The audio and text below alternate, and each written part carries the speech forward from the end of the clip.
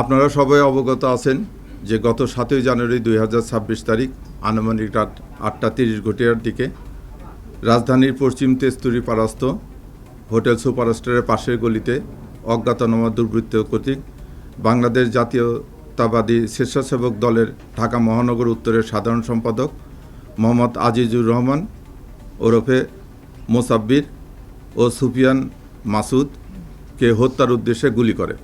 ঘটনার পরপরে আহত দুইজনকে চিকিৎসার জন্য নিকটস্থ বিআরবি হাসপাতালে নিয়ে গেলে কর্তব্যরত চিকিৎসক মোহাম্মদ আজিজুর রহমান এলাইস মোসাব্বিরকে মৃত ঘোষণা করেন এবং গুরুতর আহত সুফিয়ান ব্যাপারী এলাইস মাসুদকে উন্নত চিকিৎসার জন্য ঢাকা মেডিকেল কলেজে প্রেরণ করা হয়। উল্লেখ্য যে ঘটনায় নিহতের স্ত্রী বাদী হয়ে অজ্ঞাতনামা 4-5 জনকে আসামি করে তেজগাঁ থানায় 8 তারিখে একটা মামলা দায়ের করে। পরবর্তীতে মামলাটি নিবিড় তদন্তের জন্য ঢাকা মহানগর গোয়েন্দা পুলিশের নিকট হস্তান্তর করা হয়।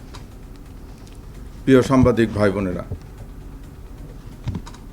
আপনারা জানেন যে এই ঘটনাটি একটি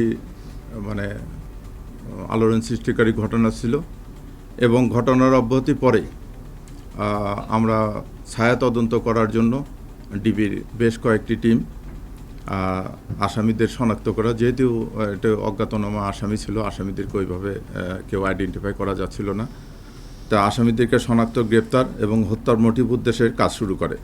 এরই ধারাবাহিকতায় গোয়েন্দা পুলিশের কয়েকটি টিম ঘটনাস্থলে উপস্থিত হয়ে ঘটনাস্থলের আশেপাশে সিসি ফুটেজ ক্যামেরা সংগ্রহ করে, ঘটনাস্থলের আশেপাশে উপস্থিত ব্যক্তিদের প্রাথমিক জিজ্ঞাসাবাদ করে, সোশ্যাল মিডিয়া ও অন্যান্য ওপেন সোর্স হইতে তথ্যপ্রাপ্ত সংগ্রহ করে সেগুলো যাচাই বাছাই করা হয় এবং এই যাচাই বাছাইয়ের এক পর্যায়ে আসামিদের আমরা মোটামুটি শনাক্ত করতে সক্ষম হই। এই হত্যার সাথে সংশ্লিষ্ট 2 জন শুটারের একজন জিনাত পিতা আব্দুর রশিদ, তাকে গ্রেপ্তার করা হয়।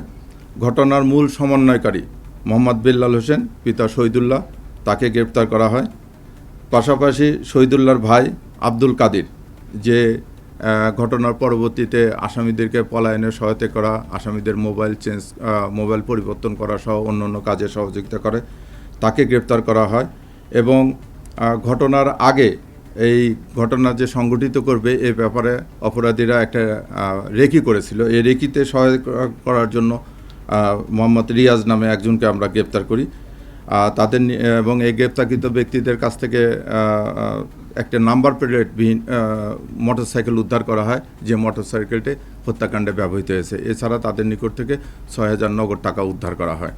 আমরা আসামিদেরকে জিজ্ঞাসাবাদ করছি, আসামিরা জিজ্ঞাসাবাদে প্রাথমিক তদন্তে এবং আসামিরা জিজ্ঞাসাবাদে তারা এই ঘটনার সাথে সংশ্লিষ্ট আছে বলে তারা জানিয়েছে।